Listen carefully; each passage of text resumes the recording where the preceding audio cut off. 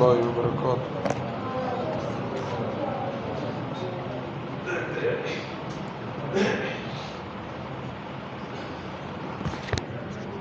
نحمده ونصلي على رسوله الكريم، أما بعد.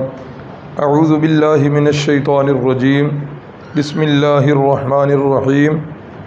اليوم أكملت لكم دينكم وأتممت عليكم نعمتي ورضيت لكم الإسلام دينا.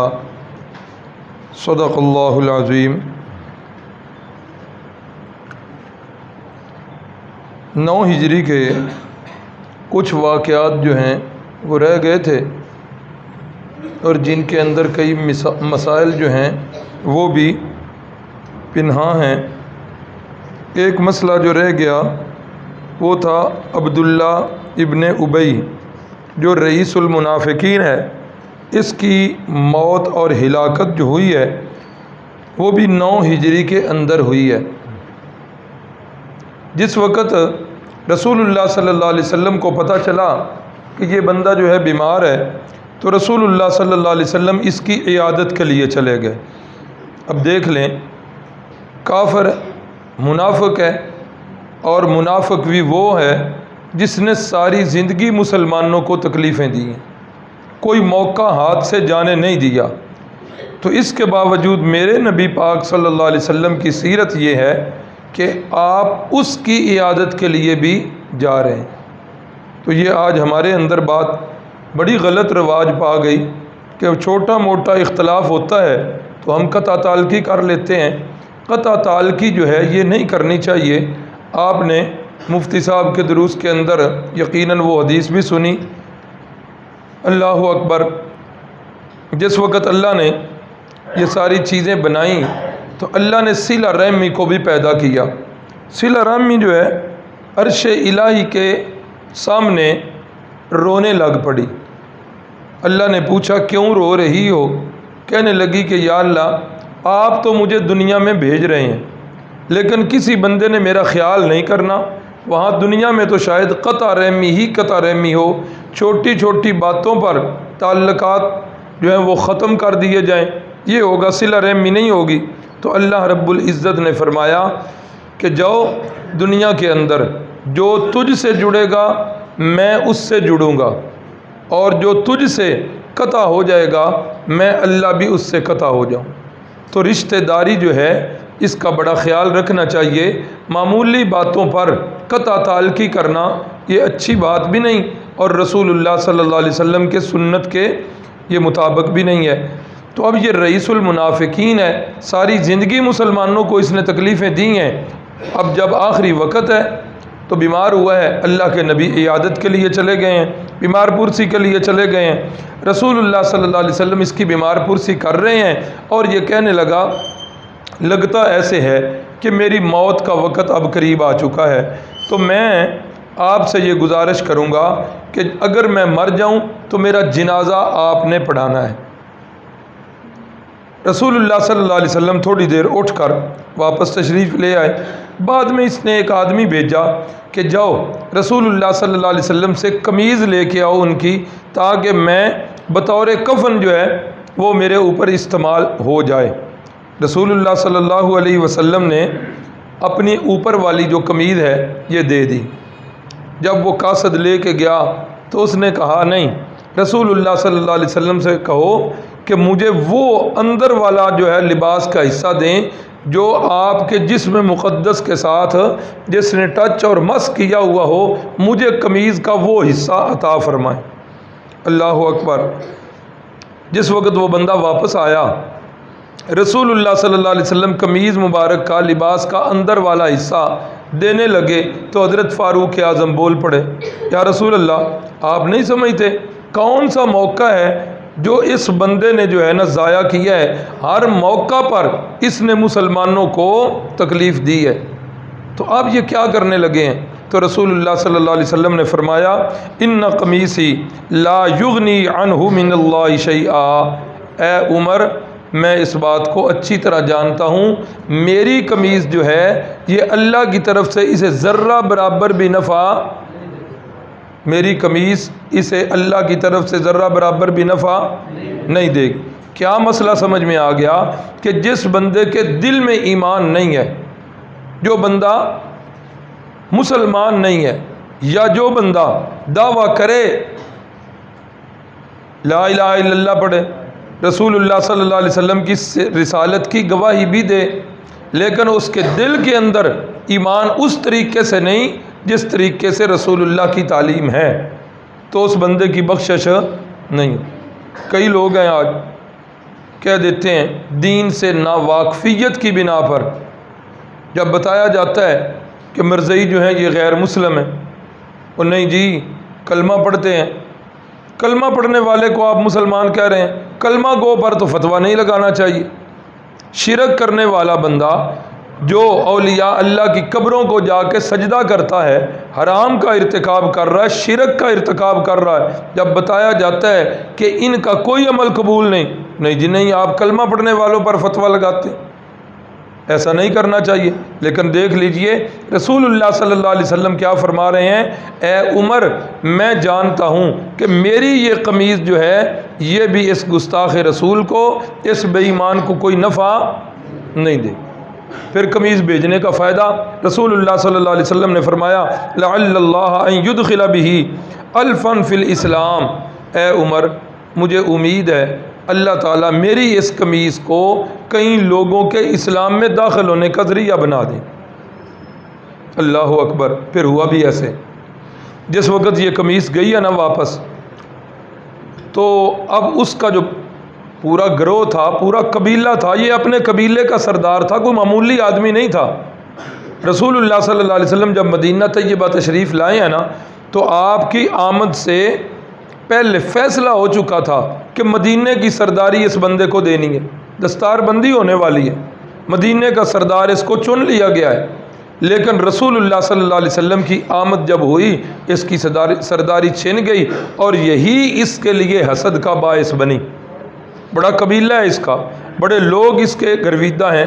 یاد ہوگا کہ غزوہ احد پر بھی اپنے پورے قبیلے کے 300 بندے لے کے واپس آ گئے، اور اسی طریقے سے غزوہ تبوک میں بھی ایک حد تک ساتھ گیا ہے، وہاں سے بھی آیا، جب آیا ہے تو ساتھ اس کے بہت سارے قبیلے کے لوگ آئے ہیں۔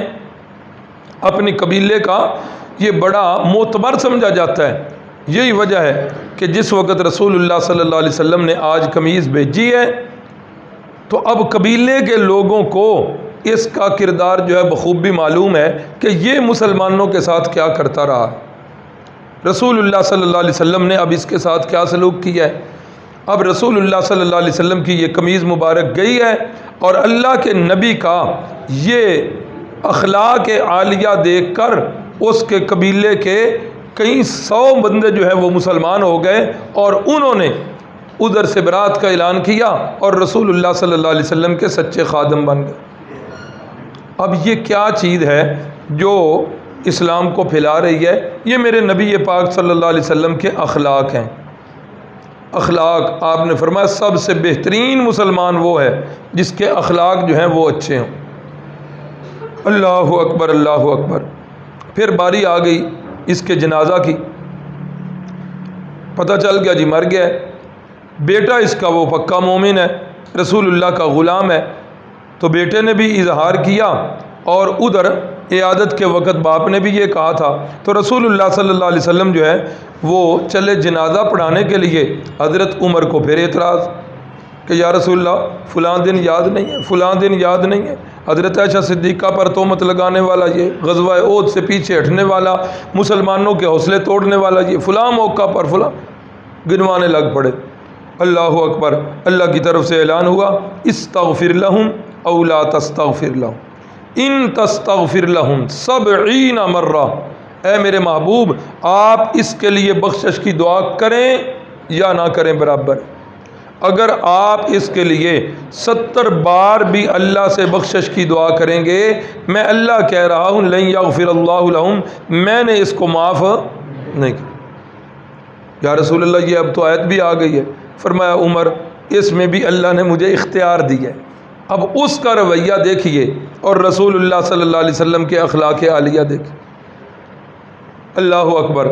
عمر اللہ نے مجھے اختیار دیا ہے، استغفر لہم او لا تستغفر لہم، کہ آپ اس کے لیے بخشش کی دعا کرو نہ کرو، اللہ نے مجھے روکا تو نہیں ہے نا۔ مجھے اگر معلوم ہو جائے کہ اللہ 70 سے زیادہ دفعہ میں اس کے لیے بخشش کی دعا کروں اللہ اسے معاف کرے گا، تو میں اس کے لیے 70 سے زیادہ مرتبہ بھی بخشش کے لیے دعا کروں۔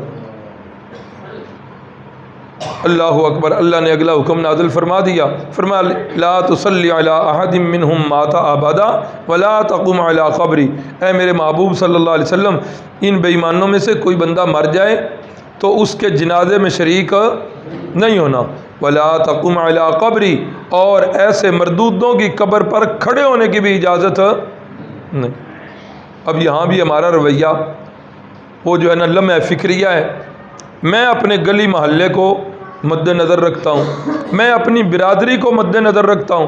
میں نہیں دیکھتا کہ یہ مرنے والا بندہ جو ہے یہ ختم نبوت کا منکر ہے، میں نہیں دیکھتا کہ مرنے والا بندہ جو ہے یہ رافضی ہے، صحابہ اکرام کا اپنے دل کے اندر بغض پالے ہوئے ہے۔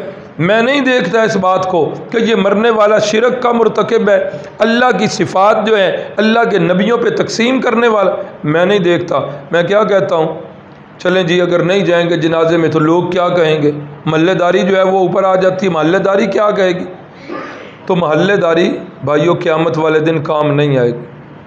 قیامت والے دن میری برادری میرے کام نہیں آئے گی، قیامت والے دن میری جماعت میرا فرقہ میرے کام نہیں آئے گا۔ قیامت والے دن کام آنا ہے تو اللہ کا قرآن اور رسول اللہ کی تعلیمات جو ہیں یہ کام آنے۔ اللہ اکبر۔ تو رسول اللہ صلی اللہ علیہ وسلم کے لیے یہ حکم بھی آ گیا، تو یہ اس کی ہلاکت جو ہے یہ بھی 9 ہجری کے اندر ہوئی۔ رسول اللہ صلی اللہ علیہ وسلم کے سب سے چھوٹے اور آخری فرزند حضرت ابراہیم جو حضرت ماریہ قبطیہ کے بطن سے ہوئے، ان کی وفات بھی 9 ہجری میں ہو رہی ہے۔ اور جس وقت ان کی وفات ہو رہی ہے تو رسول اللہ صلی اللہ علیہ وسلم انتہائی غمزدہ ہیں اور فرما رہے ہیں العین تدمع والقلب یحزن وإنا بفراقک لمحزونون یا ابراہیم۔ اے ابراہیم، میری آنکھیں بھی روتی رہیں گی، میرا دل بھی غمگین رہے گا، تیری جدائی کے اندر میں محمد الرسول اللہ بھی تڑپتا رہوں، میں بھی روتا رہوں گا۔ صحابہ نے پوچھا یا رسول اللہ آپ بھی رو رہے ہیں، منع نہیں کیا؟ فرمایا نہیں، یہ میں منع کر بھی کیسے سکتا ہوں، رونا تو غیر اختیاری عمل ہے۔ جب دل پہ چوٹ لگتی ہے، صدمہ پہنچتا ہے، اس وقت آنکھیں جو ہیں وہ اس کا اظہار کرتی ہیں۔ میں نے تو منع کیا اس بات سے کہ غم کے موقع پر اپنے رخساروں پر تھپڑ نہیں مارنے، اپنے کپڑے چاک نہیں کرنے، اور زبان سے جاہلیت والے بول نہیں بولنے، میں نے اس سے منع کی۔ اللہ اکبر، اللہ اکبر۔ چھوٹا بچہ جو ہوتا ہے نا، یہ بچہ چھوٹا بڑا ہی پیارا ہوتا ہے۔ شاید اگلے دن بھی یہ مضمون آیا کہ وہ تو چھوٹا غیر کا بچہ بھی ہو تو اس پر بھی بڑے ہی طرح سے آتا ہے، بڑے ہی بچے چھوٹے پیارے لگتے ہیں۔ اب رسول اللہ صلی اللہ علیہ وسلم کی حالت مبارک یہ ہے کہ آپ اس بچے کے صدمے کی وجہ سے انتہائی پریشان۔ اللہ اکبر۔ ایسے لوگ جن کے بچے بچپن میں وفات پا جائیں، رسول اللہ صلی اللہ علیہ وسلم نے بتایا کہ یہ بچے جو ہیں قیامت والے دن اپنے والدین کے لیے سفارش کریں گے اللہ کے حضور۔ یہ ہمارے حافظ برکات اللہ صاحب ہیں، یہ کئی دفعہ کہتے ہیں میں اس حوالے سے بڑا بد نصیب ہوں، میرا بچہ جو ہے بچپن میں فوت کو نہیں ہوا۔ نہیں کہنا چاہیے ایسے، ہر کام میں اللہ کی حکمتیں ہوتی ہیں، لیکن یہ کہتے ہیں جب میں خوشخبریاں پڑھتا ہوں اس معاملے میں تو ذہن میں آتا ہے کہ کاش کہ یہ معاملہ میرے ساتھ بھی بیتتا۔ دیکھیں نا، عام بندے کے جنازے میں اللہ کے نبی نے دعا اور سکھائی ہے، اور چھوٹے بچے کے جنازے کے لیے دعا ہی اور ہے، اللہم اجعلہ لنا فرۃ واجعلہ لنا اجرا وذخرا۔ اے اللہ اس کو قیامت والے دن ہماری نجات کا ذریعہ بنا دینا۔ قیامت والے دن نامہ اعمال تولے جائیں گے، کچھ لوگ ایسے ہوں گے جن کے گناہوں والے پلڑے بھاری ہو جائیں گے۔ اب اعلان ہوگا ان بندوں کو پکڑو اور جہنم میں لے جاؤ۔ اب یہ بچے جو چھوٹے چھوٹے بالکل شیرخوارگی کی حالت میں یا نابالغ ہونے کی حالت میں دنیا سے چلے گئے تھے، یہ دیکھیں گے کہ یہ ہمارے والدین ہیں، فرشتے ان کو گھسیٹ رہے ہیں، یہ والدین کی ٹانگوں سے چمٹ جائیں گے، کہیں گے کہ یہ بھی رونا شروع ہو جائیں گے، فرشتے ادھر کھینچیں گے، یہ چمٹ جائیں گے، کہیں گے ہم نے نہیں جانے دینا۔ اللہ رب العزت کہیں گے او بچوں کیوں رو رہے ہو، کیوں ان سے لپٹ رہے ہو؟ انہوں نے گناہ کیے ہیں دنیا کی زندگی میں اور انہوں نے سزا بھگتنی ہے گناہوں کی، پھر یہ جنت میں آئیں گے۔ وہ بچے کہیں گے مولا ہم تو بچپن میں ہی دنیا سے ادھر آ گئے تھے، ہمیں نہیں ہے پتہ گناہ کیا ہوتا ہے، ہمیں معلوم نہیں کہ سزا کیا ہوتی ہے، ہمیں تو بس ایک ہی بات کا پتہ ہے، یا تو انہیں بھی ہمارے ساتھ جنت میں بھیجیے یا ہمیں بھی پھر ان کے ساتھ جہنم میں بھیجیے۔ حدیث میں رسول اللہ صلی اللہ علیہ وسلم نے فرمایا جس کا مفہوم ہے، اللہ فرمائیں گے جاؤ اے جھگڑالو بچوں اپنے والدین کو لے کے جنت میں چلے۔ صدمہ بہت بڑا ہے کہ چھوٹا بچہ فوت ہو جائے تو والدین، یہ تو وہی والدین جانتے ہیں جن پر یہ بیتتی ہے، لیکن یہ یاد رکھیے کام مشقت والا ہونا اسی پر اجر اور مزدوری زیادہ ملتی ہے، کام زیادہ صدمے والا ہے اسی پر اجر زیادہ ہے۔ یہ بہت بڑا صدمہ تھا اس لیے اجر بھی زیادہ بتا دیا گیا، اور یہ بھی پتہ چل گیا کہ رسول اللہ صلی اللہ علیہ وسلم کے ہاتھ مبارک کے اندر اپنے بچہ ہے اور اپنے بچے کو بھی زندگی عطا نہیں کر سکے، اللہ کے فیصلے جو ہے وہ غالب آئے اور بچہ جو ہے اس کی روح مبارک جو ہے وہ پرواز کر۔ معلوم ہو گیا کہ زندگی اور موت پر اختیار کس کا ہے؟ صرف میرے اللہ کا ہے، اور اللہ کی اس صفت کے اندر اگر کوئی شریک ہوتا، کسی کے پاس یہ اختیار ہوتا کہ فلاں کو زندگی دے دی جائے، فلاں پر موت دے دی جائے، اگر کسی کو اختیار ہوتا تو اللہ کی قسم ہمارے نبی پاک صلی اللہ علیہ وسلم کے پاس یہ اختیار ضرور ہوتا۔ چلو دوسروں کے لیے تو نہیں، کم از کم اپنے بچے کی زندگی جو ہے وہ بچا لیتے۔ تو جب بچے کی وفات یوں ہاتھوں کے اندر ہو رہی ہے تو معلوم ہوا کہ زندگی اور موت پر اختیار صرف اور صرف میرے اللہ کا۔ اللہ اکبر۔ اب یہ 9 ہجری کا جو سال ہے نا، اس کو عام الوفود بھی کہتے ہیں، جس طرح یاد ہوگا کہ حضرت خدیجۃ الکبریٰ اور جناب ابو طالب کی وفات والے سال کا نام کیا رکھا گیا؟ عام الحزن۔ عام کا معنی سال، تو یہ بھی عام الوفود، یعنی اس سال کے اندر وفود جو ہیں وہ بہت زیادہ آئے، کیونکہ 8 ہجری میں مکہ فتح ہو گیا تھا، اب وفود بہت سارے آ رہے ہیں اور آ کر جو ہے وہ اسلام قبول کر رہے ہیں۔ رسول اللہ صلی اللہ علیہ وسلم پھر انہیں اسلام کی تعلیمات دے رہے ہیں، پھر کہیں کہیں جہاں مناسب سمجھتے ہیں آپ صلی اللہ علیہ وسلم بعد صحابہ کی ڈیوٹیاں بھی لگا دیتے ہیں کہ آپ چلے جائیے اور جا کر انہیں اسلام کی تعلیم دیجیے قبیلے کو۔ اب انہی وفود کے اندر بہت سارے وفد ہیں، اب ان کا تو تذکرہ ہی نہیں ہو سکتا، وقت ہی نہیں ہے۔ ایک وفد کا ذکر کرتا ہوں، نصارہ کا ایک وفد نجران سے آیا، اور یہ نجران سے جو وفد آیا اگلے دن بھی شاید اشارہ ہوا تھا، ان میں ایک پادری ہے اور ایک اس کا دنیا دار بھائی ہے، تقریباً 30 کے قریب افراد جو ہیں وہ اس کے اندر ہیں۔ اب یہ آ کر رسول اللہ صلی اللہ علیہ وسلم سے بحث کر رہے ہیں، رسول اللہ انہیں اسلام کی تعلیمات دے رہے ہیں۔ اب جس وقت یہ آ رہے تھے اس وقت واقعہ میں نے سنایا تھا کہ وہ جو ہے دنیا دار بھائی، اس کی سواری بدکی، یا یہ جو دیندار تھا ان کا پادری اس کی سواری بدکی، تو یہ دنیا دار بھائی کے زبان سے رسول اللہ صلی اللہ علیہ وسلم کے لیے کوئی غلط لفظ جو ہے وہ نکلے تو پادری بھائی جو تھا اس نے جلدی جلدی منہ پہ ہاتھ رکھ لیا۔ اس نے کہا ایسا نہ کہو۔ کہا کیوں ایسا نہ کہوں؟ کہا اس لیے کہ وہ اللہ کا سچا نبی ہے، وہ اللہ کا سچا نبی ہے، آسمان کی نیلی چھت کے نیچے اور اس دھرتی کے اوپر اس سے بڑھ کر سچا کوئی نہیں۔ یہ کون کہہ رہا ہے؟ یہ عیسائیوں کا پادری کہہ رہا۔ اللہ اکبر۔ پوچھا گیا، اس نے پوچھا اچھا اگر وہ سچا ہے تو پھر یہ مناظرہ کرنے کے لیے جا رہے ہیں؟ تو کہا اس لیے جا رہے ہیں کہ یہ پیٹ ہمارے ساتھ لگا ہوا ہے، اگر اس کا کلمہ پڑھ لیں گے تو وہ ہمیں جو سلطنت روما کی طرف سے اتنے ہدیے مل رہے ہیں، ہر سال اتنی جو ہے نا ہمیں سہولتیں ملتی ہیں، اس کا کلمہ پڑھیں گے تو یہ چیزیں ہم سے سلب ہو جائیں گی، نہیں ملیں۔ یعنی بہت سارے لوگوں کو یہ پیٹ جو ہے یہ حق بات سمجھنے سے یا حق بات کہنے سے یہ پیٹ جو ہے یہ رکاوٹ بن جاتا ہے۔ اور یہ یاد رکھیے گا کہ یہ دنیا کا مال دنیا پہ رہ جانا۔ اللہ تعالیٰ غریق رحمت کرے والد صاحب کو جس وقت کوئی بندہ آ کے پیسے دیتا نا کہ یہ جی صدقے کے پیسے ہیں، بچوں کو کوئی چیز منگا کے کھلا دیں، یا کوئی بندہ آ کر چیز دے جاتا پھل وغیرہ کہ یہ بچوں میں تقسیم کر دیں، تو مجھے اچھی طرح یاد ہے، برکات اللہ صاحب کو بھی یاد ہوگا، والد صاحب وہ چیز تقسیم کرنے سے پہلے ایک جملہ فرمایا کرتے تھے۔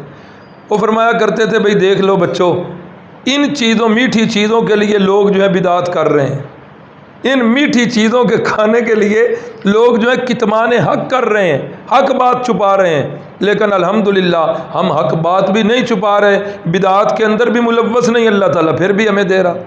تو جس مالک نے ہمیں پیدا کیا ہے، ہم دنیا میں بعد میں آئے تھے، ہمارے رزق کے فیصلے ہماری ماں کے پیٹ میں لکھ دیے گئے، تو اس لیے رزق کے ڈر سے، روزی کے لالچ سے، دنیا داری کے مال کی وجہ سے حق بات جو ہے کہنے سے رکنا نہیں چاہیے۔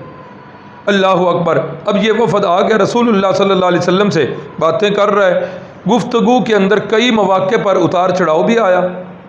ایک بندے نے پھر کہہ دیا، اس نے کہا کہ ہمارا یہ دعویٰ ہے کہ حضرت عیسیٰ علیہ السلام جو ہیں وہ اللہ کے بیٹے ہیں، حضرت عیسیٰ علیہ السلام کے اندر خدائی صفات پائی جاتی ہیں، اگر اے محمد تم اس بات کو نہیں مانتے ہو تو لاؤ کوئی ایسا بندہ جو بغیر باپ کے پیدا ہوا ہو، لاؤ کوئی ایسا بندہ جس نے آج تک مردوں کو زندہ کیا ہو، لاؤ کوئی ایسا بندہ جس نے آج تک بیماروں کو شفا دی ہو، ایسا بندہ پھر لاؤ ہمارے سامنے پیش کرو۔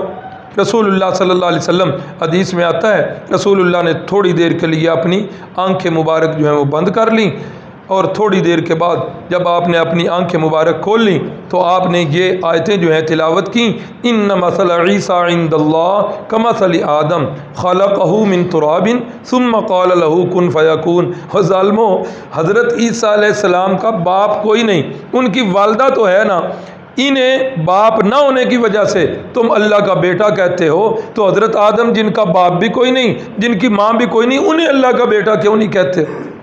ان مثل عیسیٰ عند اللہ کمثل آدم، عیسیٰ علیہ السلام کی مثال اس کو سمجھنا ہو، حضرت آدم کی شخصیت کو سامنے رکھو، خلقہ من تراب، ان کی تو ماں ہے، اللہ نے انہیں مٹی سے پیدا کیا، ثم قال له کن فیکون، اللہ نے ان کو اتنا پیارا انسان بنا دیا۔ اللہ اکبر۔ بہرحال یہ باز نہ آئے، گفتگو کرتے رہے۔ رسول اللہ صلی اللہ علیہ وسلم نے پھر آخری جو ہے نا حربہ استعمال کیا، فرمایا سنو، اگر اب بھی تمہیں شک ہے، مجھے نہیں علم کہ تمہیں شک ہو، تمہارے اوپر یہ چیزیں واضح ہو چکی ہیں، تمہاری کتابوں میں میری نشانیاں، میری علامات لکھی جا چکی ہیں، اور تم نے وہ پڑھی ہوئی ہیں، اس کے باوجود اگر تم میں سے کسی کو شک ہے تو پھر کیا کریں؟ آ جاؤ ہمارے ساتھ مبالغہ کر لو۔ کیا کرو؟ تعالوا ندعو ابناءنا وابناءکم ونساءنا ونساءکم وانفسنا وانفسکم۔ تم ایسا کرو، اپنے بچوں کو لے آؤ، ہم بھی اپنے بچوں کو لے آتے ہیں، تم اپنی خواتین کو لے آؤ، ہم بھی اپنی خواتین کو لے آتے ہیں، میں بھی آ جاتا ہوں، تم بھی میدان میں آ جاؤ، ثم نبتہل، پھر ہم اللہ سے دعا کریں کہ اے اللہ جو ہم میں سے جھوٹا ہے اس کو اسی جگہ پر باعث عبرت بنا دے۔ پھر ہم اللہ سے دعا کریں نجعل لعنت اللہ علی الکاذبین، اے اللہ جو جھوٹے ہیں ان پر اپنی لعنت برسا دے۔ انہوں نے کہا جی ہمیں تھوڑی دیر سوچنے کا موقع دیں۔ اب یہ تنہائی میں ہوئے تو وہ بڑے پادری کہنے لگے کہ یار بھول تمہیں کوئی بھی نہیں ہے، وہ اللہ کا سچا نبی ہے، بہتر یہی ہے کہ اس کی بات پر لبیک کہو اور اس کے دین میں داخل ہو جاؤ۔ لیکن دوسرے کہنے لگے یہ ہم سے تو نہیں ہو سکے گا، ہم ایسا نہیں کریں گے۔ کہا پھر کریں گے کیا؟ اس نے کہا سنو، اگر تم نے اس نبی کے ساتھ مبالغہ کر لیا تو ادھر ہی تباہ و برباد ہو جاؤ گے، ہلاک ہو جاؤ گے، اس لیے کہ وہ اللہ کا سچا نبی ہے۔ اللہ اکبر، اللہ اکبر۔ پھر کہا کہ کیا کریں، واپس جا کے کیا منہ دکھائیں؟ انہوں نے پھر مشورہ کر کے یہ بات طے کی کہ رسول اللہ صلی اللہ علیہ وسلم سے صلح کر لیں کہ نجران کا علاقہ جو ہے اس کے عالیان آپ کے ساتھ صلح کرتے ہیں، آپ ہمارے اوپر جزیہ لگا دیں، اتنا ٹیکس ہم ہر سال جو ہے وہ آپ کو دے دیا کریں گے۔ اسی صلح کو لے کر واپس چلے گئے۔ رسول اللہ صلی اللہ علیہ وسلم نے فرمایا اگر آج یہ مبالغہ کر لیتے تو اللہ تعالیٰ انہیں ادھر سے ہی بندر اور سور اور خنزیر بنا کر اللہ بھیجتے۔ تو اور بھی بہت سارے وفود آئے، ایک وفد کا میں نے حال دے دیا، لیکن کئی وفد ایسے آئے جنہوں نے آ کر کلمہ پڑھا اور اسلام کے حلقہ میں داخل ہوئے۔ تو یہ کچھ چند واقعات رہ گئے تھے۔ اب 10 ہجری کے واقعات جو ہیں، 10 ہجری کا سب سے بڑا واقعہ وہ یہی ہے کہ حجۃ الوداع کا موقع ہے، اس کے اندر رسول اللہ صلی اللہ علیہ وسلم نے اپنی زندگی مبارک کے اندر حیات طیبہ کے اندر جو ایک حج کیا وہ اسی سال ہی کیا، نہ اس سے پہلے کوئی حج ہوا نہ اس کے بعد کوئی حج ہوا۔ اس کی تفصیل یہ ہے کہ 26 ذی القعدہ کو رسول اللہ صلی اللہ علیہ وسلم بعد الظہر مدینہ طیبہ سے روانہ ہوئے ہیں، اور جتنی ازواج مطہرات اس وقت حیات تھیں وہ ساری کی ساری رسول اللہ صلی اللہ علیہ وسلم کے ساتھ ہیں۔ ذوالحلیفہ کے مقام پر پہنچ کر رسول اللہ صلی اللہ علیہ وسلم نے اونٹنی پر سوار ہو کر احرام باندھا، اس لیے سوار ہو کر باندھا تاکہ سارے لوگ احرام باندھنے کا طریقہ جو ہے وہ دیکھ لیں۔ 4 ذی الحجہ کو رسول اللہ صلی اللہ علیہ وسلم کی مکہ میں تشریف آوری ہوئی ہے، اور رسول اللہ نے بیت اللہ کو دیکھتے ہی دعا پڑھی، اللہم زد ھذا البیت تشریفا و تعظیما و تکریما، اے اللہ یہ تیرے گھر بڑا عزت والا، اے اللہ اس گھر کی عزت کو اور بڑھا دے، اس کی شرافت اور کرامت کو اور بڑھا دے، اے اللہ جو اس گھر کا حج اور عمرہ کرنے کے لیے آتے ہیں اے اللہ ان کی عزت اور شرافت کو بھی اور بڑھا دے۔ اللہ کے نبی یہ دعا فرما رہے ہیں۔ پھر آپ صلی اللہ علیہ وسلم نے طواف کیا، طواف کے اندر پھر بتا دوں اس موقع پر بھی آپ نے پھر استعلام کیا ہے، حجر اسود کو بوسہ نہیں دی۔ اللہ اکبر۔ اس کے بعد آپ صلی اللہ علیہ وسلم نے 2 نوافل ادا کیے ہیں، پھر صفا مروہ کی سعی کی ہے۔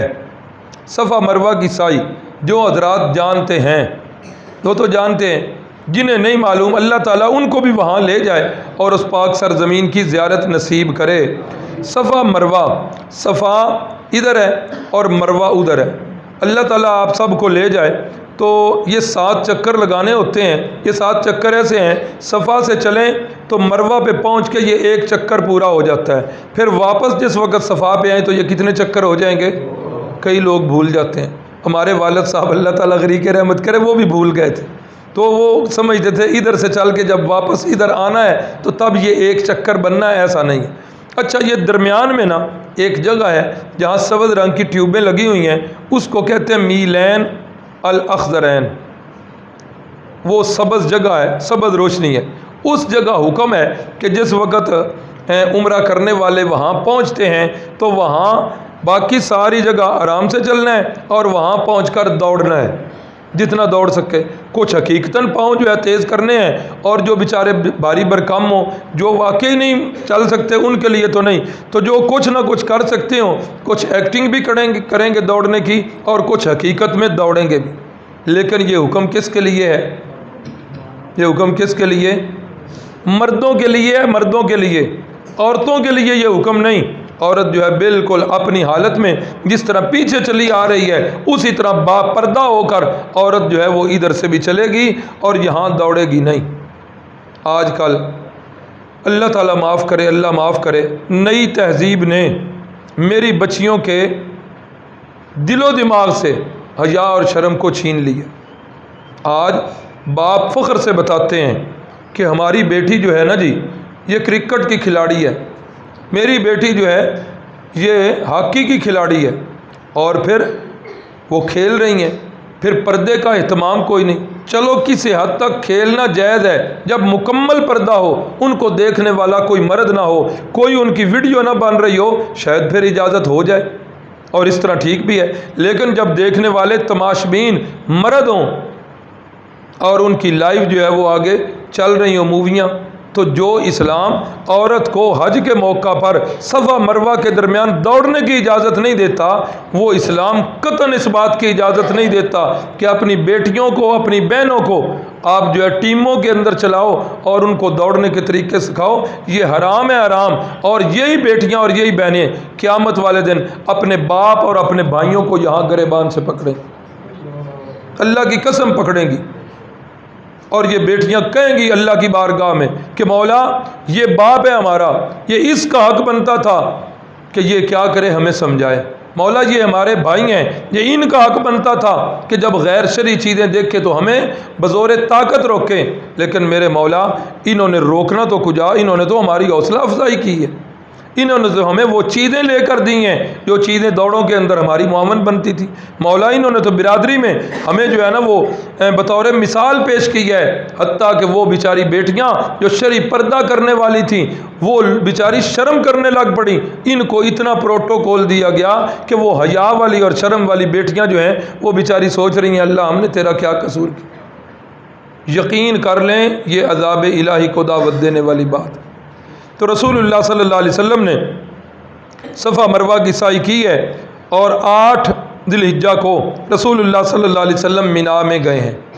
یہ یاد رکھیں کہ حج کے اور عمرے کے مسائل جتنے مرضی یاد کر لیں، جتنے مرضی رٹے لگا لیں، ہم نے بھی جب دوسرے سال میں قدوری پڑھی، تیسرے سال کے اندر کنز، چوتھے سال کے اندر شرع وقایا، آگے ہدایہ، ہر سال رٹے لگا لگا کے یاد کرتے، اور استاد بھی یہ کہا کرتے تھے کہ سمجھ تو ان کو نہیں آنی تو رٹا لا کے یاد کر لو، سمجھ ادو ہی آنی ہے جدو اتنے جا کے کرنا ہے۔ وہ ترتیب ہی نہیں ذہن میں ہوتی، خاکہ نہیں ہے نا پورا کہ پہلے کیا چیز ہے، جتنا مرضی سمجھیں سمجھ نہیں آتی، لیکن چونکہ یہ میرے نبی پاک صلی اللہ علیہ وسلم کے ساتھ منسوب چیزیں ہیں اس لیے یہ بتانی ضروری ہیں۔ 8 ذی الحجہ کو رسول اللہ صلی اللہ علیہ وسلم مینا میں گئے ہیں اور 9 ذی الحجہ کو رسول اللہ صلی اللہ علیہ وسلم ظہر کے بعد عرفات کی طرف گئے ہیں۔ تقریباً 1,40,000 یا کم و بیش کا مجمع ہے، اتنا مجمع، اللہ اکبر۔ تو رسول اللہ صلی اللہ علیہ وسلم نے وہاں پر ایک خطبہ ارشاد فرمایا ہے، وہ خطبہ آج بھی پوری انسانیت کے زندگی گزارنے کے سارے جو عنوان اور مضامین ہیں وہ اس خطبے کے اندر موجود ہیں۔ رسول اللہ صلی اللہ علیہ وسلم فرما رہے ہیں لوگوں میری بات غور سے سن لو، لوگوں میری بات غور سے سن لو، پتہ نہیں اگلے سال میں تمہیں دیکھ سکوں کہ نہ دیکھ سکوں، لعلی لا اراکم بعد عامی ھذا، لعلی لا احج حجتی بعد عامی ھذا، کوئی پتہ نہیں زندگی موت کا، اگلے سال میں اور آپ یہاں اکٹھے ہو سکیں یا نہ ہو سکیں، اگلے سال میں حج کر سکوں یا نہ کر سکوں۔ یہ دونوں الفاظ جو ہیں حدیث میں ہے، ایک کہ اگلے سال میں تمہیں نہیں دیکھ سکوں گا، اشارہ کس طرف ہو رہا ہے، کس طرف اشارہ ہو رہا ہے؟ وفات کی طرف، یعنی اگر میں وفات پا گیا تو پھر میں تمہیں دیکھ، لیکن ہمارے ہاں کیا تعلیم چل رہی کہ حضرت صاحب نے صرف پردہ فرمایا ہے، ان کا صرف پردہ ہوا ہے، پہلے شاید تھوڑا دیکھتے تھے، اب قبر کے نیچے جا کر زیادہ دیکھ رہے ہیں، اب تو وہ چڑیا اور چڑے کا بھی فرق پہچان رہے ہیں۔ انا للہ و انا الیہ راجعون، دعا کرو اللہ تعالیٰ قرآن مجید والا عقیدہ نصیب فرمائے، اللہ تعالیٰ رسول اللہ کی تعلیمات والا عقیدہ نصیب فرمائے۔ اب یہ بخاری کی غالباً روایتیں ہیں، رحمت کائنات فرما رہے ہیں ہو سکتا ہے اگلے سال میں تمہیں نہ دیکھ سکوں، شاید ادھر الفاظ لکھے بھی ہیں، یہ لکھے ہوئے خذوا عنی مناسککم، اے لوگوں حج کے طریقے عمرے کے طریقے مجھ سے سیکھ لو، لعلی لا اراکم بعد عامی ھذا، ہو سکتا ہے اس سال کے بعد میں تمہیں نہ دیکھ سکوں۔ اور دوسری حدیث کے الفاظ لعلی لا احج حجتی بعد عامی ھذا، پتہ نہیں اگلے سال میں حج کر سکوں کہ نہ کر سکوں۔ اس سے بھی معلوم ہو گیا کہ وفات آ گئی تو اگلے سال میں نے حج کیوں؟ اس لیے کہ حدیث کے الفاظ مبارکہ ہیں، مرشد نے فرمایا اذا مات ابن آدم انقطع عملہ، جس وقت بندے پر موت آتی ہے تو اس کے عمل سارے کے سارے ختم، انسان کے سارے اعمال، نمازیں پڑھنا ختم، روزے رکھنا ختم، حج کرنا ختم۔ اسی لیے تو رسول اللہ فرما رہے ہیں ہو سکتا ہے اگلے سال میں حج نہ کر سکوں، اللہ اکبر۔ تو رسول اللہ صلی اللہ علیہ وسلم فرما رہے ہیں لوگوں میری بات غور سے سنو اور مجھ سے یہ مناسک سیکھ لو، ہو سکتا ہے اگلے سال میں تمہیں نہ دیکھ سکوں۔ فرمایا ان دماءکم واموالکم واعراضکم حرام علیکم، اے لوگوں تمہاری جان، تمہارا مال، تمہاری عزت ایک دوسرے پر ایسے ہی حرام ہے، حرام بمانے عزت والی، حرمت والی، تمہاری جان ایک دوسرے پر ایسے ہی عزت والی ہے جس طرح یہ شہر عزت والا، جس طرح یہ گھر عزت والا، جس طرح آج کا دن عزت والا۔ فرمایا بالکل یہ ساری تمہاری جانیں بھی، تمہارے مال بھی اسی طریقے کے ساتھ تمہارے اوپر حرام ہے، یعنی ان کا نقصان نہیں کر سکتے ہو۔ خواتین کے حقوق رسول اللہ بیان فرما رہے ہیں، فرمایا فاتقوا اللہ فی النساء، اوے لوگوں اللہ سے ڈرتے رہنا، خواتین کے معاملے میں اللہ سے ڈرتے رہنا۔ آج ہمارے ملک کے اندر خواتین کے تحفظ کے حقوق کے تحفظ کے بل پاس ہو رہے ہیں، یہ کہا جا رہا ہے کہ ان کا تحفظ کریں گے ہم، اور پتہ ہے آپ کے جو بل پاس ہوئے ہیں ان کے نتائج کیا نکلے ہیں؟ سب سے پہلا پرچہ جو درج ہوا، ایک عورت، اس کو خامد نے مارا، اس نے جا کر پرچہ درج کروا دیا۔ اب جب پرچہ درج ہو گیا، پولیس آئی، پکڑ کے اس خامد کو لے گئی۔ 3 دن کے بعد جب وہ ضمانت کروا کے واپس آیا، آتے ہی سب سے پہلا کام اس نے یہ کیا کہ اپنی بیوی کو طلاق دے دی۔ اب یہ بتائیے، اب طلاق شدہ عورت، اس کے ساتھ آپ چاہیں گے کہ آپ کے بیٹے کی شادی ہو؟ آپ چاہیں گے کہ میری شادی ہو؟ آپ چاہیں گے کہ میرے بھائی کی شادی ہو؟ اس متعلقہ عورت کو ہم نے معاشرے پر بوجھ سمجھا ہوا۔ اب ایمانداری سے بتائیے، یہ لوگوں نے جو تحفظ حقوق نسواں کے بل پاس کیے، ان کے اندر وہ عورت جو ہے اس کے حقوق کا اسے تحفظ مل رہا ہے یا وہ بے آسرا ہو رہی؟ اللہ کی قسم بے آسرا ہو رہی۔ کتنے لوگ جو ہیں وہ متعلقہ عورت کے ساتھ شادی کرنے کے خواہش، کوئی بھی نہیں ہے، اور یہ بھی ہماری معاشرتی برائی ہے۔ تو رسول اللہ صلی اللہ علیہ وسلم نے اور قرآن مجید نے جتنا عورتوں کو تحفظ دیا ہے، اللہ کی قسم کھا کے، یہ نہیں کہ میرا تعلق اسلام سے ہے، آپ اقوام عالم کے مذاہب کا مطالعہ کر لیجئے، کسی مذہب کے اندر عورت کو اتنے حقوق نہیں ملے جتنے حقوق جو ہے وہ اسلام نے عورت کو دیے۔ جائیداد میں وراثت میں اس کو حصہ دیا گیا۔ ہمارے یہاں قصوں کے روڈ پر ایک خاندان ہے، ہمارے ساتھی ہیں، حفظ کے حافظ اجاز صاحب ہیں، بھائی اعظم علی صاحب ادھر آتے بھی ہیں، ہمارے ترجمہ کلاس کے امیر ہیں۔ ان کے خاندان کا ایک مسئلہ ایسا آیا کہ اس کے اندر وراثت ساری کی ساری عورتیں لے جا رہی ہیں، مرد کو ایک پائی بھی نہیں مل رہی۔ پیش کرو کسی مذہب کے اندر یہ چیز جو ہے وہ پیش کرو۔ کرتوت ہمارے ہیں، ہم نے وراثت سے حصے ان کو نہیں دیے، اور اعتراض ہم اسلام پر کر رہے ہیں۔ نسوانی حقوق کے سب سے بڑے علمبردار ہمارے نبی پاک صلی اللہ علیہ وسلم ہیں۔ آپ فرما رہے ہو لوگوں، عورتوں کے معاملے میں اللہ سے ڈرتے رہنا۔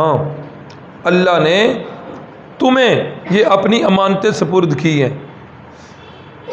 صحابہ اکرام میں ایک صحابی ہیں حضرت انجشہ رضی اللہ تعالیٰ عنہ، بیوی کے ساتھ تلخی ہو گئی یا کسی معاملے میں، جب بیوی سے تلخی ہوئی تو بیوی کو 2-4 تھپڑ لگا دیے۔ اس بیوی نے آ کر رسول اللہ صلی اللہ علیہ وسلم سے شکایت کر دی۔ رسول اللہ صلی اللہ علیہ وسلم انتہائی غصے میں، بڑے غصے میں فرمایا، انجشا مقابلہ کرنا ہی تھا تو برابر کا کوئی تلاش کر لیتے۔ صنف نازک پر ہاتھ اٹھایا ہے، صنف نازک پر ہاتھ اٹھایا۔ آج ہمارے معاشرے میں میاں بیوی کا اختلاف ہو جائے، یہ بات بڑی ضروری ہے، بڑی ضروری ہے بات، میاں بیوی کا اختلاف ہو جائے تو ہم اس کا ایک ہی حل سمجھتے ہیں کہ 3 طلاقیں دے دو۔ طلاقیں بھی 3 حل بھی طلاق ہے، اور طلاقیں بھی ایک وقت میں تینوں طلاقیں دے دو۔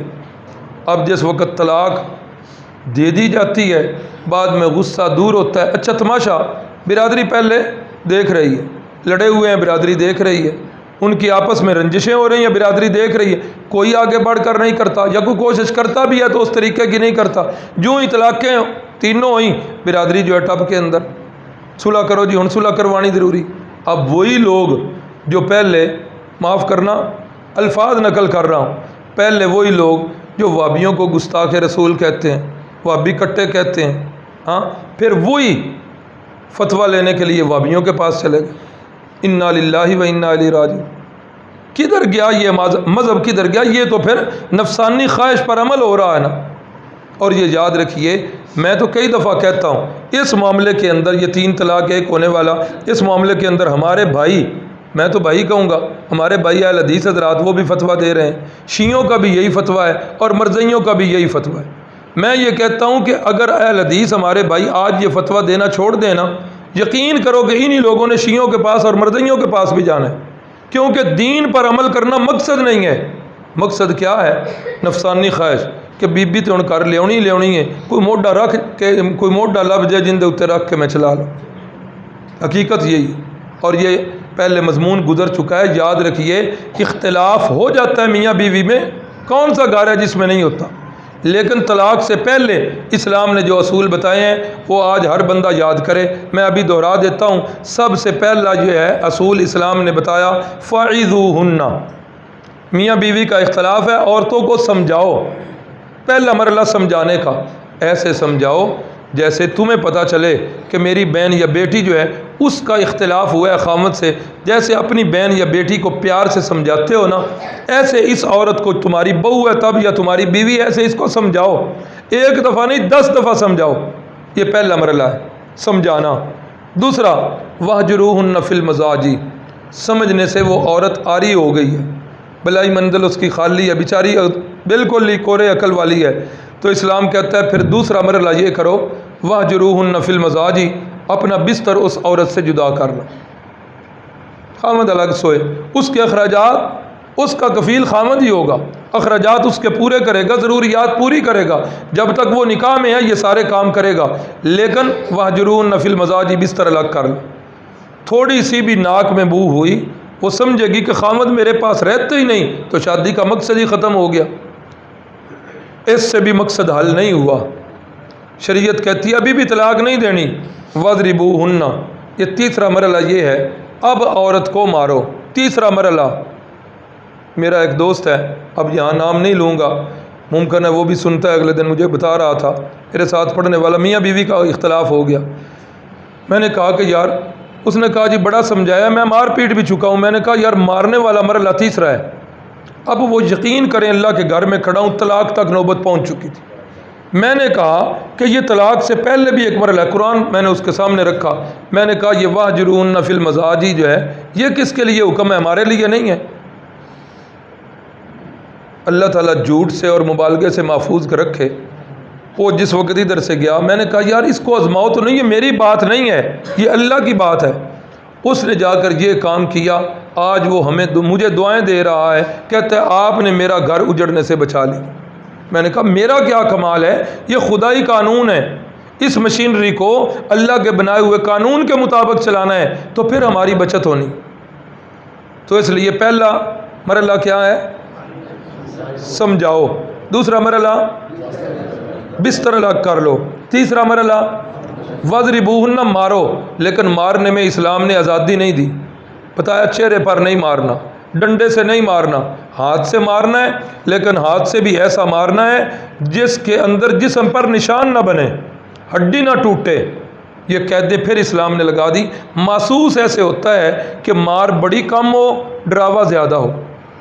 ہاں میں تو سمجھانے کے لیے یوں کہتا ہوں کہ ایک ٹائم فکس کر لو کسی ساتھی سے، دوست سے، بھائی ٹھیک 9 بجے جو ہے نا میرے گھر میں آ جانا، تو 9 سے پہلے تھوڑا سا ماحول ایسا بنا لیا، اور ماحول بنا کے 9 بجے کے قریب بندہ تلاش کرے، ادھر چھری پڑی ہوئی تھی، میرا پسٹل کدھر ہے، آج چھوڑوں گا نہیں، اوپر سے وہ آ جائے، عورت یہ سمجھے کہ یہ تو میرے لیے رحمت کا فرشتہ بن کے۔ مقصد تو اصلاح ہے نا جی۔ یہ یاد رکھیں، نکاح کے بعد اسلام نے انتہائی زور دیا اس بات پر کہ اب یہ گھرانہ اجڑنا نہیں چاہیے، یہ گھرانہ بسنا چاہیے۔ تو پہلا مرحلہ دہراؤ تاکہ یاد سبق ہو جائے، سمجھانا۔ دوسرا بستر الگ کرنا۔ تیسرا مارنا۔ مار کٹائی سے بھی وہ بے پرواہ ہو گئی ہے، اس کا بھی کوئی اثر نہیں ہو رہا۔ اسلام کہتا ہے اب بھی طلاق نہیں دینی۔ دیکھو اسلام کتنا بچا رہا ہے طلاق سے، اور آج ہم یہ سمجھتے ہیں کہ اختلاف ہو گیا ہے، ہنڈیا میں نمک مرچ کم ہوا ہے تو اس کا حل ہے طلاقیں دے دو، انا للہ و انا الیہ راجعون۔ اسلام کہتا ہے یہ 3 مرحلے ہو گئے ہیں، عورت پر نہیں اثر ہو رہا، اب بھی جو ہے طلاق نہیں ہے۔ فرمایا اب کیا کرو، فَبَعَثُوا حَكَمًا مِّنْ أَهْلِهِ وَحَكَمًا مِّنْ أَهْلِهَا، ایک بندہ عورت کے خاندان میں سے، ایک بندہ مرد کے خاندان میں سے، اور ہوں کون سے، توتیاں لڑانے والے نہیں، ہاں فسادی ذہن کے نہیں۔ نمبر 1 معاملہ فہم ہو، اسے ہم اپنی پنجابی میں کہتے ہیں پریں کے لوگ، جو زیرک ہوں، اللہ نے ان کو فراست دی ہوئی ہو، وہ دونوں ایک ادھر سے ایک ادھر سے، وہ دونوں الگ الگ ان کی باتیں سنیں، اور جس میں جو کمی ہو اس کو سمجھاؤ کہ یہاں سے تو غلط ہے۔ اللہ اکبر، اب یہ معاملہ بھی ہو گیا ہے، پھر بھی جو ہے معاملہ حل نہیں ہوا۔ شریعت کہتی ہے 5واں مرحلہ یہ ہے کہ اب جس وقت عورت اپنے مخصوص ایام سے فارغ ہوئے اس وقت ایک طلاق دے دو، اور بس اللہ اللہ تو خیر صلی اللہ اس کو چھوڑ دو۔ کیوں جی؟ وجہ کہا ایک طلاق جس وقت عدت گزر جائے گی، یہ رجی طلاق بائن ہو جائے گی، مرد پہلے ہی آزاد ہے، عورت بھی آزاد ہو جائے گی۔ اب اتنے مراحل طے کرنے کے بعد شریعت نے یہ سمجھا کہ ان کے مزاج ہی ایسے ہیں کہ اب ان کا اکٹھا رہنا ٹھیک نہیں، اس کا بھی طریقہ بتایا کہ کیا کرنا ہے، ایک طلاق دینی ہے، ایک طلاق، اور ایک طلاق کا بھی وقت کون سا بتایا، مخصوص ایام والا نہیں، وقت وہ بتایا، پھر بھی شریعت بچا رہی ہے کہ اگر اس کے مخصوص اوقات ہیں تو یہ تھوڑی سی دوری ہے، تو ایسی حالت میں طلاق نہ دی جائے، طلاق دینی ہے تو کب دینی ہے، جب مخصوص ایام سے فارغ ہو جائے، جس وقت ایک دوسرے کی ضرورت محسوس ہوتی ہے، شریعت کہہ رہی ہے اس وقت، تاکہ اتنی دیر میں اس کا غصہ زائل ہو جائے۔ لیکن غصہ بھی زائل ہو گیا، شریعت کہتی ہے واقعی اب یہ جو ہے نا، اگر یہ دونوں اکٹھے رہے تو اب آنے والی نسلوں پر جو ہے نا وہ اثر پڑے گا، اس لیے اب انہیں جدا ہونا چاہیے۔ اللہ تعالیٰ اس عورت کو اس خامد سے بہتر کوئی خامد دے دیں گے، اللہ اس خامد کو اس عورت سے بہتر کوئی عورت دے دیں گے، لیکن طریقہ بتایا کہ ایک طلاق دینی، لیکن پھر بھی دوسری دینی ہے تو دوسرے مہینے میں جب عورت مخصوص ایام سے ہو، چھٹے مرحلے میں وہ، اور ساتویں مرحلے میں تیسری طلاق دینی۔ 7 مرحلے شریعت نے بتائے ہیں، اور آج میرے معاشرے میں کیا ہو رہا ہے، معمولی بات ہے 100 طلاقیں ہو رہی۔ اللہ تعالیٰ ہمیں ایسی شریعت سے دوری سے بچائے، اور اللہ تعالیٰ دین فہمی نصیب فرمائے۔ بات لمبی ہو گئی، تو رسول اللہ نے عورتوں کو حقوق بتائے، فرمایا کہ ان کی مجبوری سے ناجائز فائدہ نہیں اٹھانا، جو خود پہنو انہیں بھی پہناؤ، اور جو رسول اللہ صلی اللہ علیہ وسلم عالم الغیب نہیں تھے، میرا تو خیال یہ ہے کہ یہ مردوں کو نہیں عورتوں کو حکم ہونا چاہیے، جیسے آج کا معاملہ ہے، ہماری خریداری ساری کی ساری عورتیں کر رہی ہیں، اللہ تعالیٰ معاف کرے۔ رسول اللہ صلی اللہ علیہ وسلم نے فرمایا ابغض البلاد الی اللہ اسواقها، وہ جگہ جنہیں دیکھ کے اللہ کو غصہ آتا ہے وہ بازار ہیں، بازاروں میں عورتوں کا کوئی کام نہیں ہے۔ یہ کون عورتیں ہیں جو بازاروں میں ہیں؟ یہ میری بہنیں، میری مائیں اور میری بیٹیاں ہیں، یہ ہماری بیٹیاں نا، نہیں ہونا چاہیے انہیں بازاروں میں۔ آگے رسول اللہ صلی اللہ علیہ وسلم نے مساوات کی تعلیم دی، فرمایا کسی عربی کو اجمی پر، کسی اجمی کو عربی پر، کالے کو گورے پر، اور گورے کو کالے پر کوئی فخر نہیں، فخر والی بات اللہ کے ہاں تقوی والی ہے۔ فرمایا کہ ان اکرمکم عند اللہ اتقاکم، اللہ کے ہاں تم میں سب سے زیادہ قریب وہ بندہ ہے جو سب سے زیادہ متقی ہے۔ اس موقع پر غلاموں کو بھی رسول اللہ صلی اللہ علیہ وسلم نے ان کا بھی خیال رکھا، فرمایا لوگوں غلاموں کے بارے میں بھی اللہ سے ڈرتے رہنا، اور ان کے پہننے میں اور ان کے کھانے میں اللہ سے ڈرتے رہنا اور ان کا خیال رکھنا۔ فرمایا کہ مجرم اپنے جرم کا خود ذمہ دار ہے، باپ کا جرم بیٹے پر نہیں ڈالا جائے گا، اور بیٹے کے جرم کی سزا باپ کو نہیں دی جائے گی۔ اجتماعی معاشرے کی بات کرتے ہوئے فرمایا سنو، تم سارے کے سارے ایک دوسرے کے بھائی ہو، ایک دوسرے کی عزت خراب نہیں کرنی، امانت کے اندر واپسی کرنی ہے اور قرض کے اندر بھی واپسی کرنی ہے۔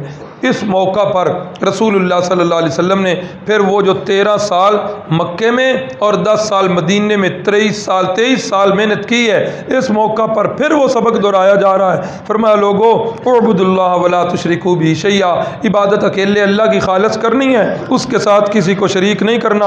اور لوگوں میں آخری نبی ہوں، میرے بعد کوئی اور نبی نہیں ہے، اور میرے بعد تم کفر اختیار نہ کرنا۔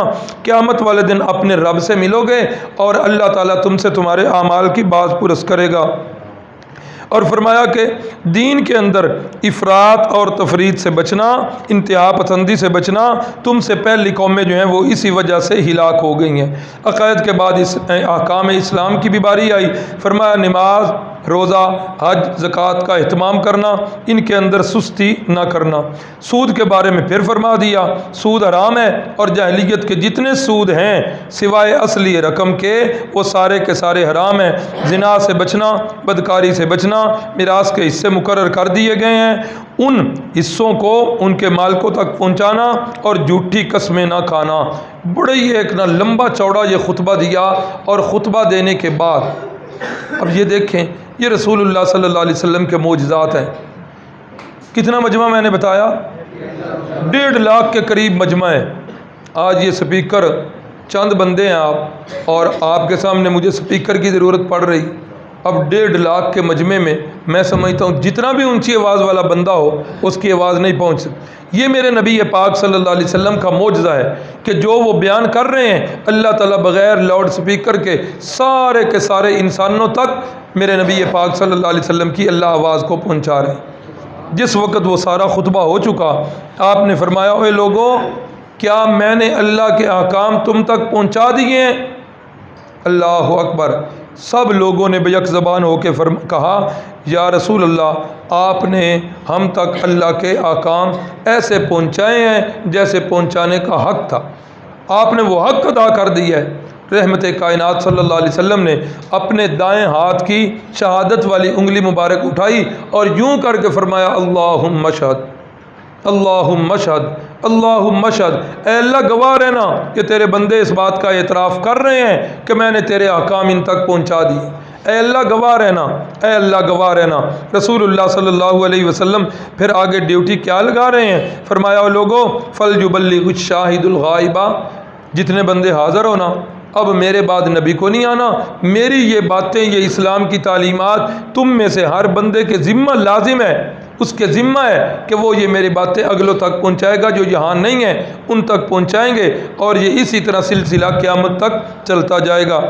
فرمایا لوگو ترکت فیکم امرین لن تضلوا ما تمسکتم بہا، میں دو چیزیں تم میں چھوڑ کے جا رہا ہوں، دو چیزیں، آگے جا کر اس بات کا حوالہ پھر آئے گا، یہ دھیان رکھنا لوگوں، میں تم میں دو چیزیں چھوڑ کے جا رہا ہوں، لن تضلوا، ہرگز نہیں تم گمراہ ہوگے، لا تضلوا نہیں، موقت تاکید بلند ناصبہ، ہرگز گمراہ نہیں ہوگے، ما تمسکتم بہا، جب تک تم ان کو مضبوطی سے پکڑے رکھو۔ کون سی دو چیزیں؟ فرمایا کتاب اللہ و سنتی، ایک اللہ کی کتاب اور دوسری میری سنت، جو ان کو تھام کے رکھے گا وہ کبھی بھی گمراہ نہیں ہوگا۔ اللہ اکبر۔ رحمت کائنات صلی اللہ علیہ وسلم یہ خطبہ ارشاد فرما رہے ہیں اور اسی وقت آیت کا نزول ہو گیا، الیوم اکملت لکم دینکم واتممت علیکم نعمتی ورضیت لکم الاسلام دینا۔ وہ جو دین چلا تھا سیدنا آدم صفی اللہ سے، حضرت نوح تک پہنچ کر وہ مکمل نہیں ہوا، حضرت ہود تک پہنچ کر وہ مکمل نہیں ہوا، حضرت صالح تک پہنچ کر وہ مکمل نہیں ہوا، حضرت ابراہیم، حضرت اسماعیل، حضرت موسیٰ کلیم اللہ، عیسیٰ روح اللہ، 1,24,000 یا کم و بیش پیغمبر آتے رہے، وہ دین مکمل نہیں ہوا۔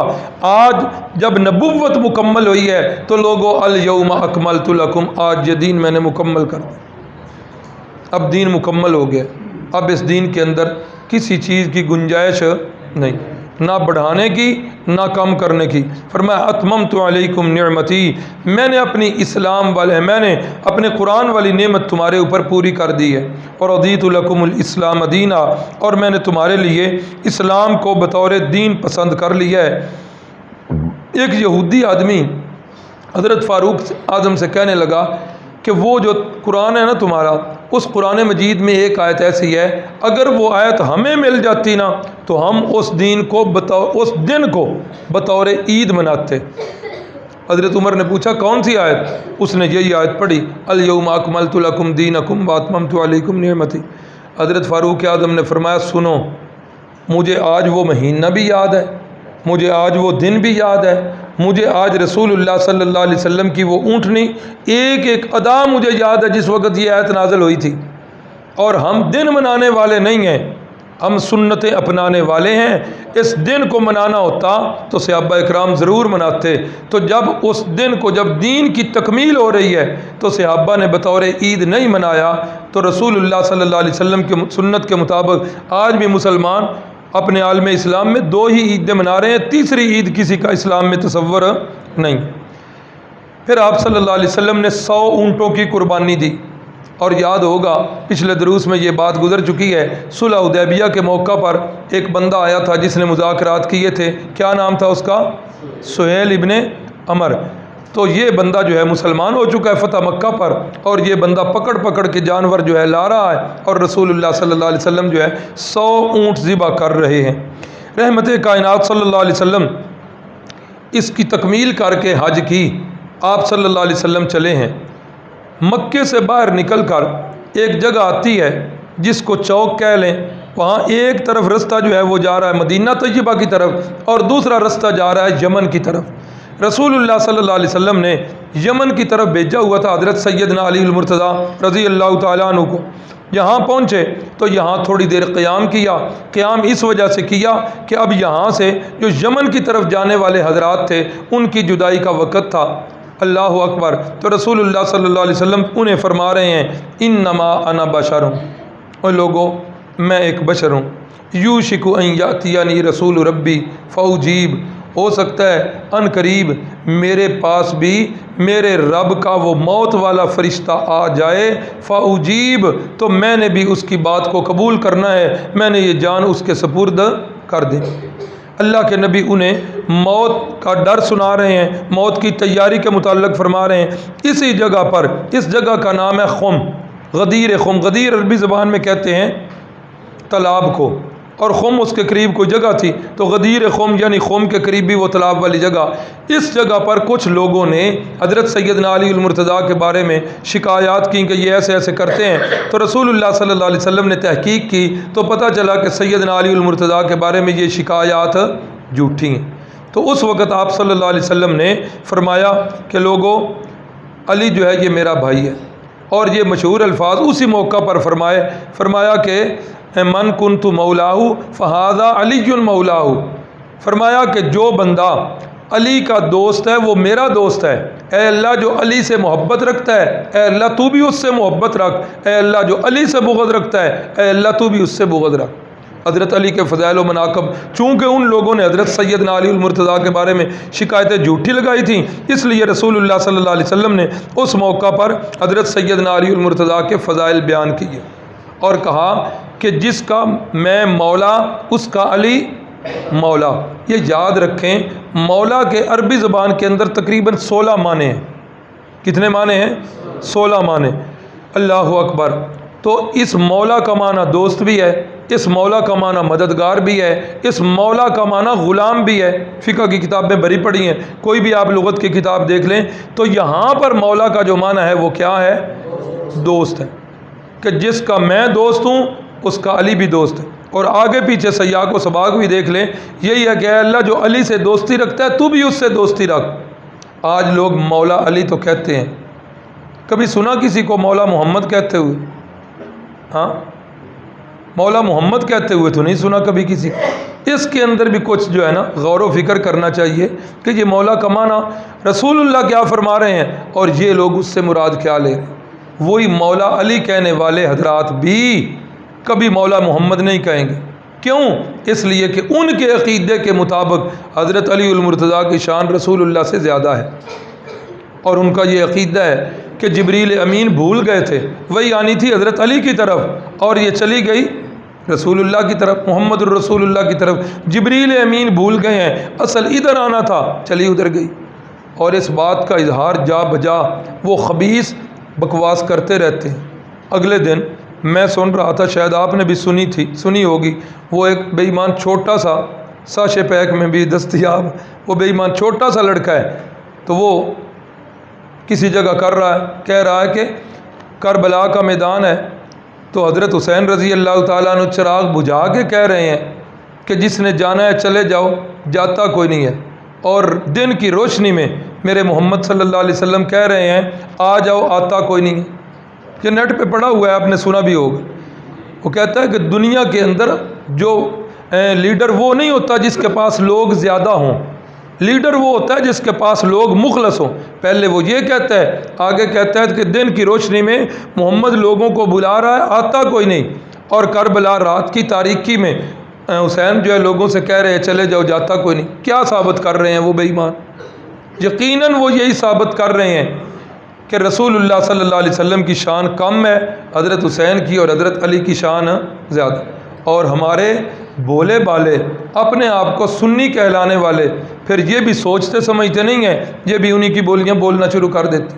یاد رکھو ہماری ایک پہچان ہے، رسول اللہ صلی اللہ علیہ وسلم نے ہمیں یہ نام جو ہے نا وہ الاٹ کیا ہے۔ فرمایا لوگوں، بنی اسرائیل کے 72 فرقے بنے تھے، میری امت کے 73 فرقے بنے گے۔ ایک جنت میں جائے گا، باقی سب جہنم میں جائیں گے۔ پوچھا یا رسول اللہ من ہم، وہ کون ہیں جو جنت میں جائیں گے؟ ناجی فرقہ کون ہے؟ ایک حدیث مبارکہ کے الفاظ آپ نے فرمایا ہم اہل السنت والجماعہ۔ وہ جنت میں جانے والا کون سا ہوگا؟ یہ کسی جماعت کا نام نہیں ہے یا فرقے کا نام نہیں، ہم اہل السنہ، وہ میری سنت اپنانے والے ہوں گے، والجماع، اور جماعت سے مراد صحابہ اکرام کے نقش قدم پر چلنے والے۔ اور دوسری حدیث اس کی تشریح کر رہی ہے۔ جب پوچھا یا رسول اللہ وہ ناجی فرقہ نجات پانے والا کون ہے؟ فرمایا ما انا علیہ واصحابی، جس رستے پر میں اور میرے صحابہ ہیں اس رستے پر چلنے والا نجات پانے والا گروہ۔ یار اللہ کے نبی تو اپنے یاروں کی تعریفیں کر رہے ہیں اور ہم اپنے آپ کو سنی کہلا کر غیروں کی بولیاں بول رہے ہیں، صحابہ اکرام کا بغض اپنے سینوں میں پال رہے ہیں۔ اللہ تعالیٰ رسول اللہ صلی اللہ علیہ وسلم کی اور صحابہ پاک کی محبت ہمارے دلوں کے اندر پختہ فرمائے۔ تو یہ رسول اللہ صلی اللہ علیہ وسلم نے غدیر خم پر جو ہے وہ خطبہ دیا۔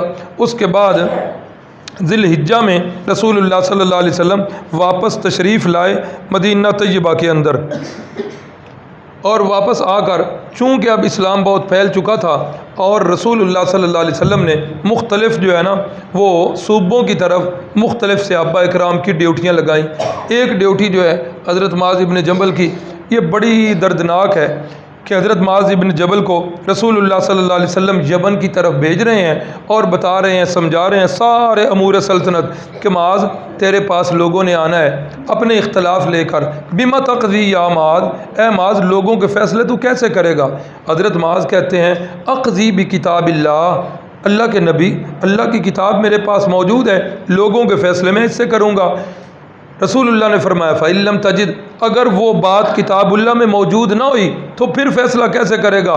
حضرت معاذ فرماتے ہیں فَبِسُنَّتِ رسول اللہ، اللہ کے نبی پھر آپ کی سنت مطہرہ میرے پاس ہے، میرے سامنے آپ کی زندگی حیات طیبہ ہے، میں اس سے فیصلے کروں گا۔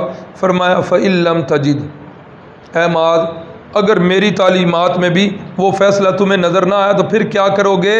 تو حضرت معاذ کہتے ہیں یا رسول اللہ اقضی برأی اللہ اجتہد برأیی، یا رسول اللہ پھر میں اپنی رائے کا اجتہاد کروں گا کتاب و سنت کے اندر، یا رسول اللہ جو باتیں ہوں گی ان سے میں اخذ کر کے تو میں فیصلے کروں گا۔ اجتہد برأیی، اپنی رائے سے اجتہاد کروں گا۔ اب رائے سے اجتہاد کرنا یہ اگر جرم ہوتا تو رسول اللہ ٹوک دیتے، ناراض ہو جاتے کہ یہ تو کیا کہہ رہا ہے، لیکن حدیث میں ہے رسول اللہ ناراض نہیں ہوتے، اللہ کے نبی دعا دے کے رخصت کرتے ہیں۔ فرمایا الحمدللہ الذی وفق رسول اللہ، اللہ تعالیٰ کی ساری تعریفیں جس نے اپنے نبی کے قاصد کو جو ہے نا اس کی صحیح توفیق دی ہے، لما یحب و یرضا، جس طرح وہ اللہ راضی ہوتا ہے اسی چیز کی حضرت معاذ کو اللہ نے توفیق بخشی ہے۔ حضرت معاذ رضی اللہ تعالیٰ عنہ، رسول اللہ فرماتے ہیں معاذ سواری پہ سوار ہو جاؤ۔ حضرت معاذ ہچکچاتے ہیں کہ یا رسول اللہ سواری ایک ہے، آپ پیدل۔ فرمایا معاذ میں تمہیں حکم کر رہا ہوں کہ آپ سواری پہ سوار ہو جاؤ۔ حضرت معاذ جو ہے حکم سمجھ کر سواری پہ سوار ہو جاتے ہیں۔ رسول اللہ ان کی سواری کی لگام تھام کر چلتے چلتے مدینہ سے باہر آ جاتے ہیں، اور باہر آ کے ساتھ اور بھی باتیں کر رہے ہیں اور فرماتے ہیں اے معاذ کوئی پتہ نہیں ہے زندگی کا، ہو سکتا ہے تیری میری یہ ملاقات آخری ملاقات ہو، اے معاذ ہو سکتا ہے تو مدینے میں جب دوبارہ واپس آئے تو میرے ساتھ تیری ملاقات نہ ہو، میری قبر پر ہی تیری ملاقات ہو۔ اے معاذ اللہ کی کتاب کو سینے سے لگائے رکھنا، اے معاذ میری سنت کو سینے سے لگائے رکھنا، اور موت سے ڈرتے رہنا، اور جن لوگوں کے اندر جا رہے ہو ان کے اندر نرمی کے ساتھ فیصلے کرنا۔ حضرت معاذ فرماتے ہیں کہ جس وقت رسول اللہ یہ الفاظ مبارکہ کہہ رہے ہیں میرے تو بندن سارے ٹوٹ گئے اور میں رونے لگ پڑا، تو رسول اللہ صلی اللہ علیہ وسلم نے پھر میری ڈھارس باندھی اور آپ نے فرمایا کہ اب میں تمہیں اپنی جگہ پر بھیج رہا ہوں، جو کام میرے وہاں کرنے والے تھے تم نے وہاں جا کے کرنے ہیں۔ اور پھر ایسا ہی ہوا کہ رسول اللہ صلی اللہ علیہ وسلم کی حضرت معاذ کے ساتھ یہ آخری ملاقات ہوئی، اور اس کے بعد جب حضرت معاذ مدینہ طیبہ تشریف لائے تو اس وقت حضرت پاک صلی اللہ علیہ وسلم کی وفات ہو چکی تھی۔ اللہ تعالی ہم سب کو ان کے نقش قدم پر چلنے کی توفیق عطا فرمائے۔ یہ